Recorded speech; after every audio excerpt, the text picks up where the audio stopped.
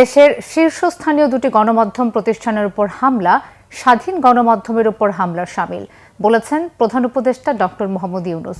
প্রথম আলো ও daily star সম্পাদকের সঙ্গে ফোন আলাপে তিনি একথা বলেন।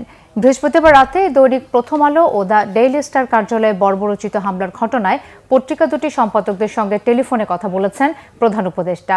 প্রথম আলো সম্পাদক মতিউর রহমান ও ডেইলি স্টার সম্পাদক মাহফুজ আনামের প্রতি গভীর সমবেদনা জানান প্রধান উপদেষ্টা। বলেন, প্রতিষ্ঠান দুটি ও সংবাদকর্মীদের উপর এই অনাকাঙ্ক্ষিত ও ন্যাক্কারজনক হামলা তাকে গভীরভাবে ব্যথিত করেছে।